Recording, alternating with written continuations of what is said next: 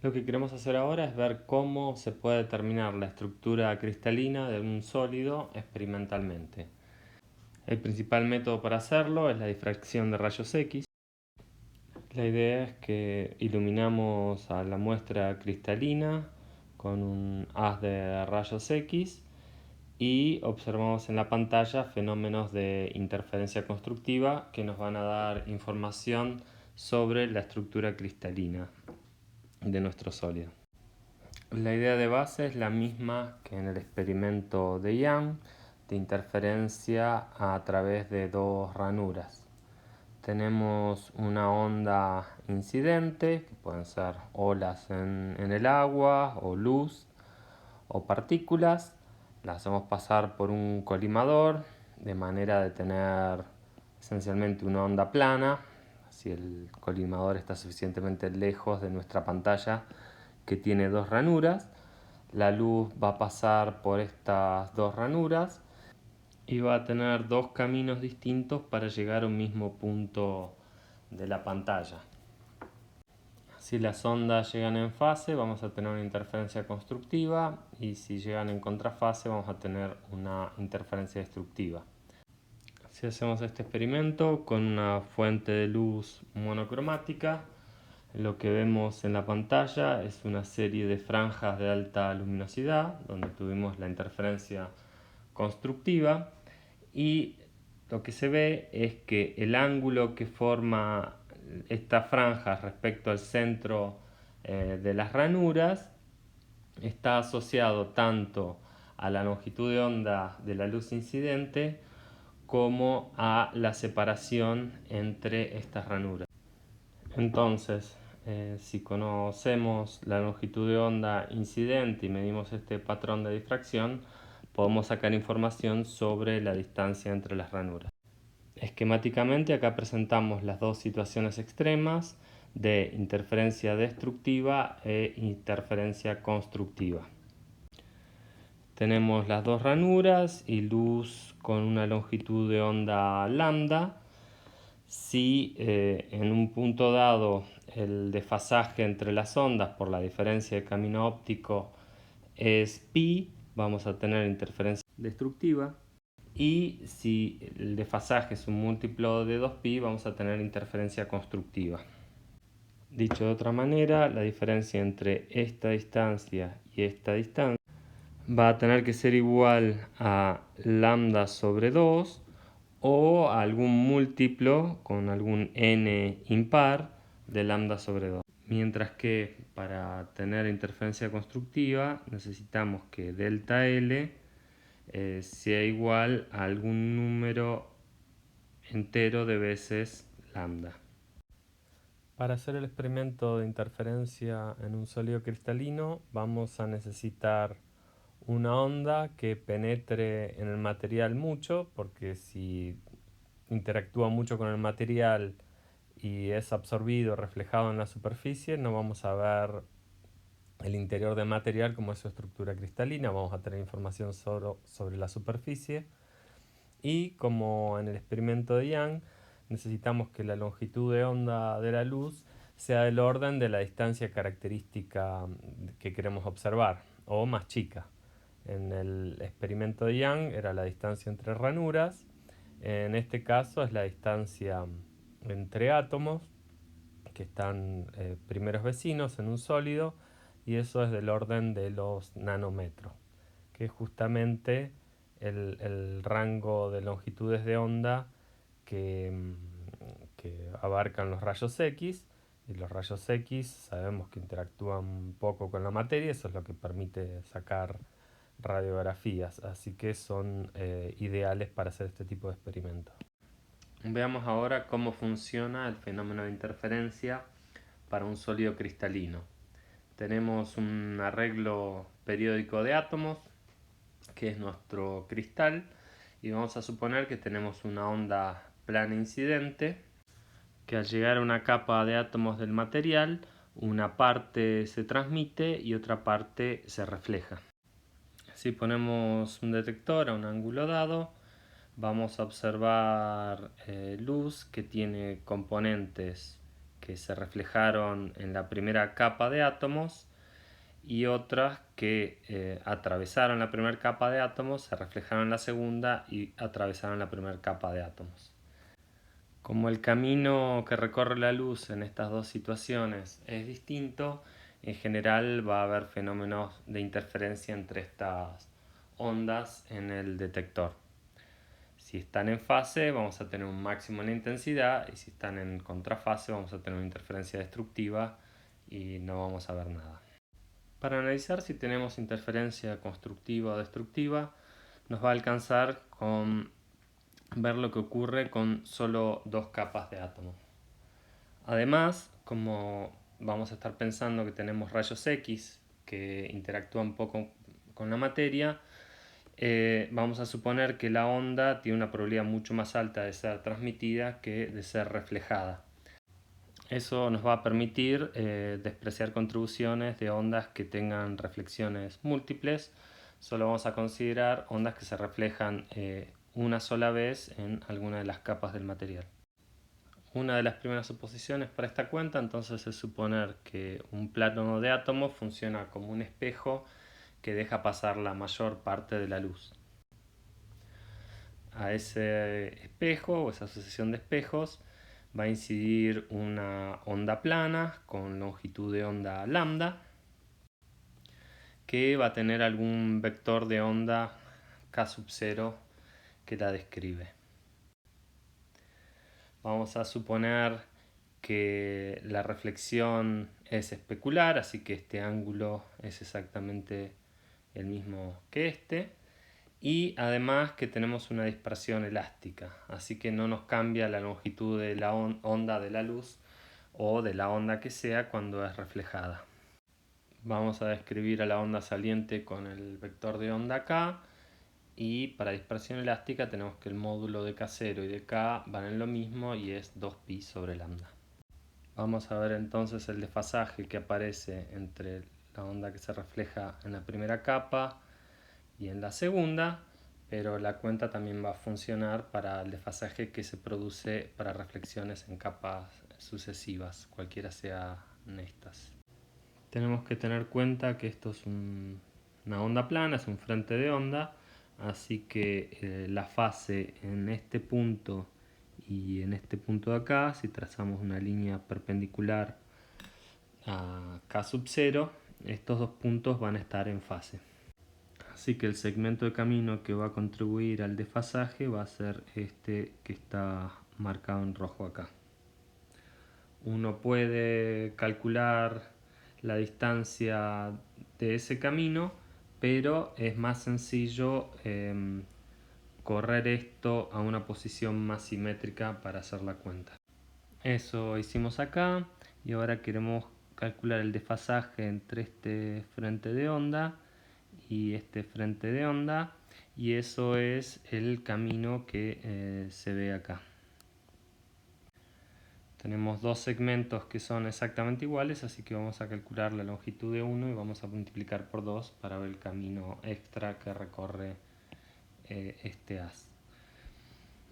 Una cosa es que habíamos dicho que este ángulo era θ.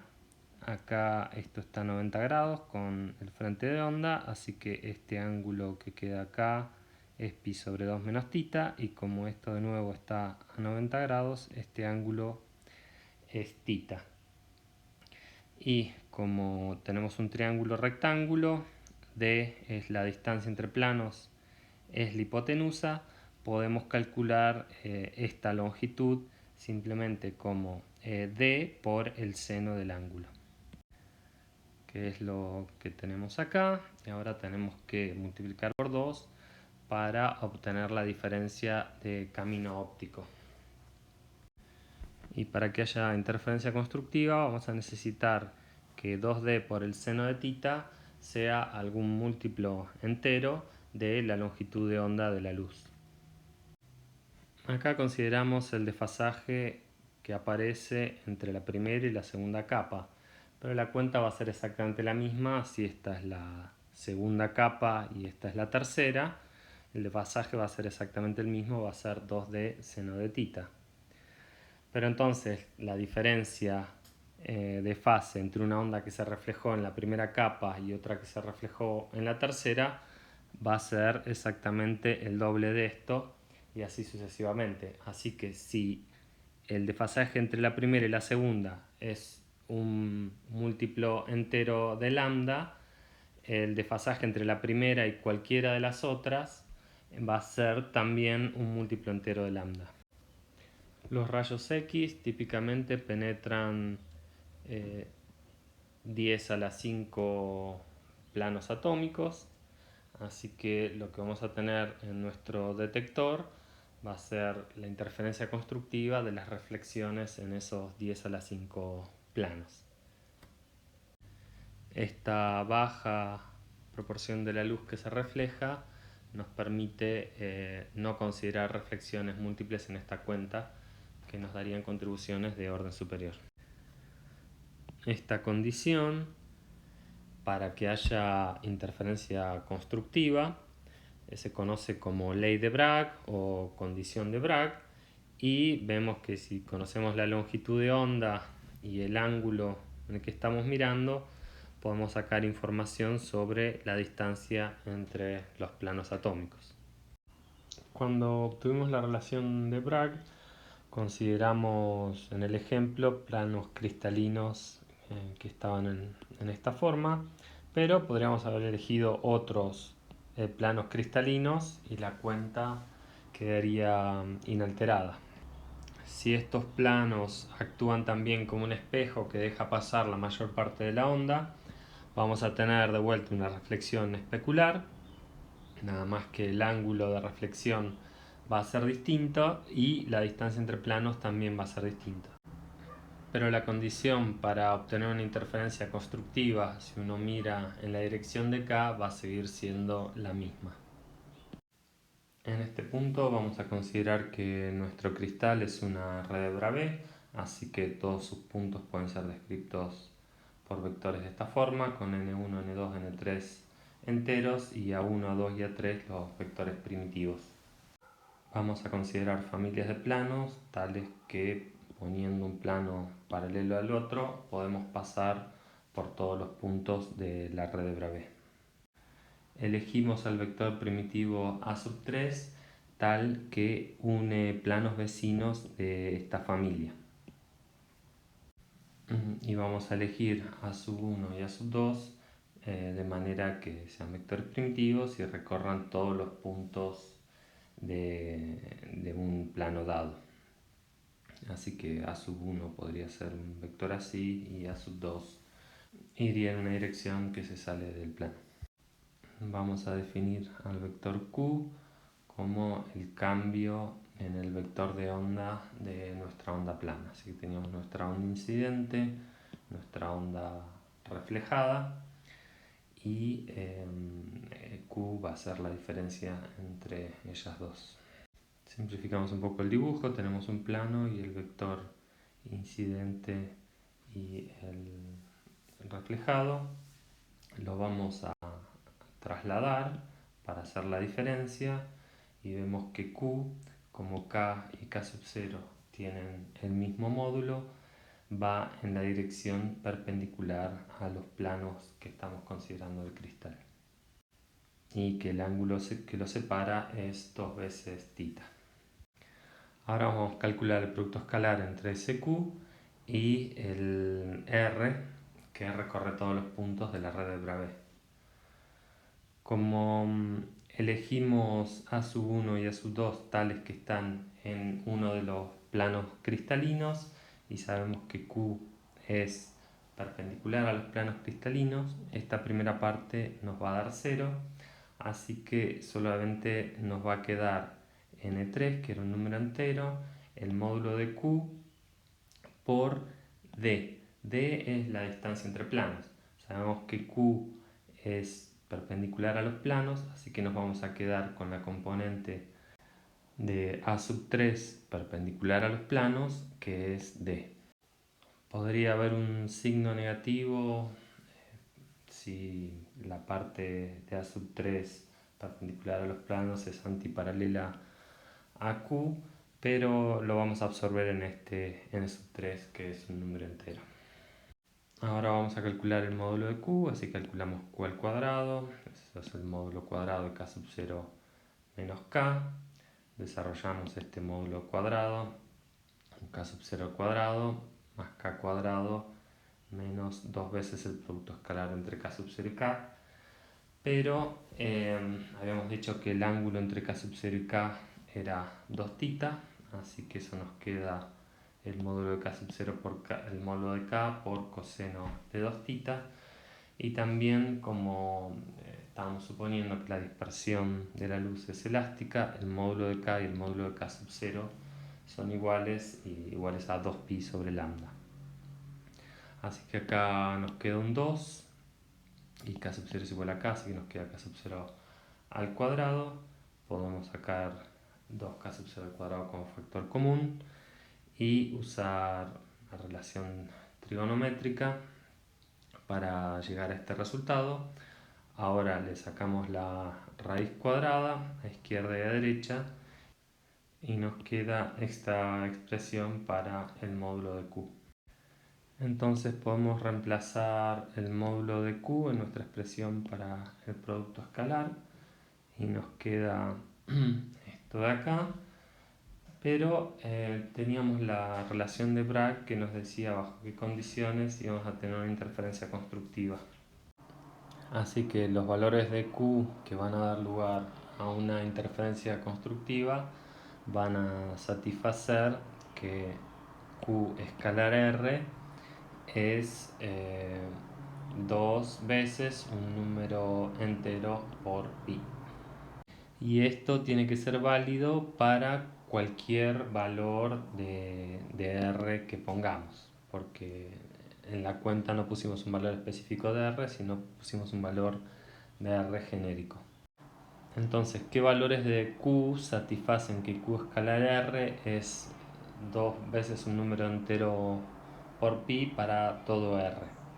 Para construir esos valores de Q vamos a generar primero estos 3 vectores, bueno, que se ve que B1 es perpendicular a A2 y a A3 porque lo construimos como el producto vectorial de estos dos vectores, y si hacemos el producto escalar de B1 por A1 nos queda esto escalar A1, que es exactamente lo que tenemos en el denominador, y eso nos da 2pi.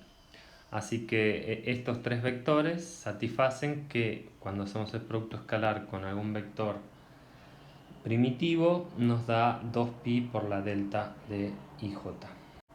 Entonces, si construimos algún vector que es una combinación lineal con coeficientes enteros de los b sub i que acabamos de construir, vamos a ver que estos g, cuando vamos a hacer producto escalar con r, va a ser 2 veces algún número entero por pi. Eso es fácil de ver y queda como ejercicio. Ahora vemos los b sub i van a ser linealmente independientes y los a sub i son linealmente independientes. Así que si partimos con una red de Bravais con puntos R, los g que satisfacen esta condición van a también formar una red de Bravais, y esa red de Bravais se conoce como la red recíproca. Está en el espacio recíproco. Estas g tienen unidades de 1 sobre distancia. Y bueno, cada red de Bravais que tengamos va a tener una red recíproca asociada. Para la cúbica simple es fácil ver que es una cúbica simple. La recíproca para la FCC es la BCC y viceversa. Y para la hexagonal es otra hexagonal, pero que está rotada 30 grados en el eje de simetría de 60 grados. Entonces, resumiendo lo que vimos hasta ahora de difracción de rayos X, tenemos la condición de Bragg, que es la diferencia entre el vector de onda incidente y el vector de onda reflejado tiene que ser un vector de la red recíproca para observar una interferencia constructiva. El módulo del vector de onda incidente y el reflejado es el mismo porque estamos suponiendo dispersión elástica, y es igual a 2pi dividido la longitud de onda. Estos G los habíamos elegido como una combinación lineal con coeficientes enteros de vectores que habíamos definido de esta forma para que satisfagan esta relación con los vectores primitivos. Así que los G forman una red de Bravais que conocemos como la red recíproca, y como R escalar G es dos veces un número entero por pi, E a la I R escalar G va a ser igual a 1, y eso habíamos dicho que era válido para todos los R que estaban en la red de Bravais en el espacio real.